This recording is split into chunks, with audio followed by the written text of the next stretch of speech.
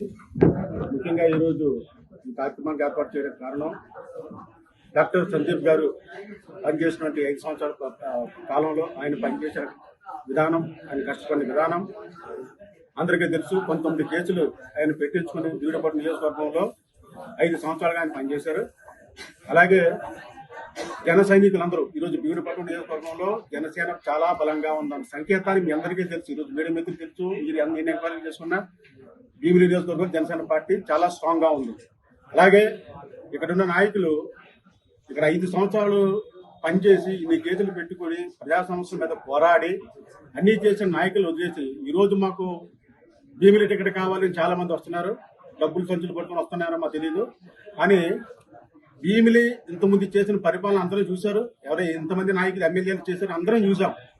కానీ భీమిలిలో ఉన్న ఒక్క సమస్యను కూడా తీర్చుకుంటా భీమిలిలో ఉన్న కొండలు దోచేశారు, పుట్టలు దోచేశారు, అన్ని దోచేసి మళ్ళీ ఈ రోజు మాకు భీమిలి టికెట్ కావాలని చాలా మంది నాయకులు వస్తున్నారు. మేము దయచేసి తెలుగుదేశం పార్టీ అధిష్టానం మేము కోరుకుంటున్నాం. అలాగే మా జనసేన పార్టీ అధినాయకులు మా పవన్ కళ్యాణ్ గారు కోరుకుంటున్నాం. అలాగే బీజేపీ నాయకులు కూడా మేము కోరుకుంటున్నాం. దయచేసి ఇప్పుడు కూడా డబ్బున్న నాయకులు కాకుండా పనిచేసే నాయకులు మాకు కావాలి. పనికిమాలిన నాయకులు మాకు అవసరం లేదు, దోచుకున్న నాయకులు మాకు అవసరం లేదు, దారి చూపే నాయకులు కావాలని ఈ మీడియా ముఖ్యంగా ఇప్పుడు మేము కోరుకుంటున్నాం. సార్, జై జనసేన, జై సందీప్. సందీప్ గారికి తప్పనిసరిగా ఈ సీటు కేటాయించాలని మేము కోరుకుంటున్నాము.